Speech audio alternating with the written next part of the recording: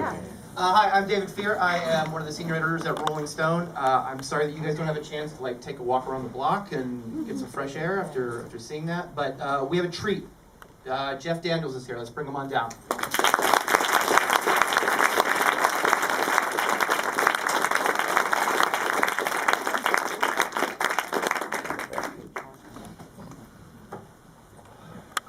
Congratulations on this. Was I even in that episode? Sure it was. Yeah, 2 minutes of you looking at monitors. And Yes, yeah, and I was gone, yeah. You did not know John O'Neill's story before this, right? No, I didn't, no. So what was your first impression of him when you got the scripts? What sort of discussions did you have with Dan Futterman and the author Lawrence Wright? I didn't know how to play him. I'd never played street before. What do you mean by street? Street smart. That's where he got his education, was on the streets. When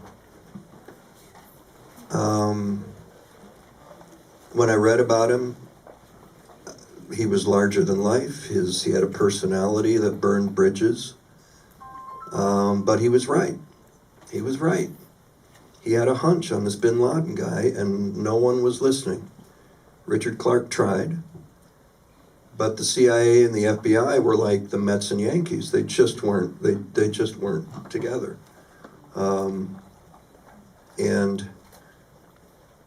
it's a tragedy because of where what he ends up taking this job at the Twin Towers after he's kicked out of the one thing that he loved, truly loved, which was the FBI. That was his love. That was his mistress. That was everything. That was his life. And that I pulled that from his partners and from Ali Soufan and the people I got to talk to. And here's this guy that's landed and is now going to try to change and do better, and one relationship, not six, and just be better. And he went to work Monday at the Twin Towers. I don't know how long it was, but it was like 2 weeks later that this happened. So was that the eureka moment for you in terms of finding him, realizing that the FBI was the thing that he had been sort of chasing all along? No, you look for, in every character, you look for, why am I right? I'm right, you're wrong. Why am I right? Usually, like Godless was another one. He's absolutely right, he's absolutely normal. He's a preacher, he quotes the Bible, and he also has to put a bullet in your head, but then I'll quote a Bible verse and it's all fine, and I'm not mentally ill or anything.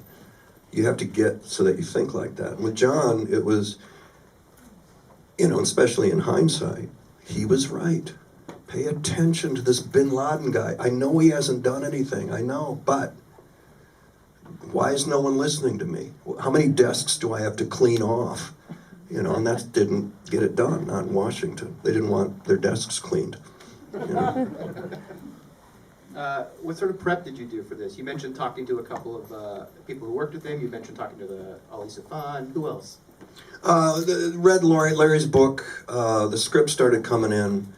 But what was most helpful was sitting down with a couple of his partners, and also Ali Soufan. And there was a night where we went to a bar somewhere around here, and I had Ali and 8 other FBI guys, sitting around going, here's the great things about John, here are the horrible things about him. Here's his strengths, here's his weaknesses. It's the same thing like with Chamberlain and Gettysburg, you can't play a statue, you can't play a saint. I went to research Chamberlain for Gettysburg, and I went up to Maine, and with a straight face, the person at the Historical Society that had his boots and his spurs and his saddle and his sword said, there's Joshua Lawrence Chamberlain, and then there's Jesus Christ. With a straight face.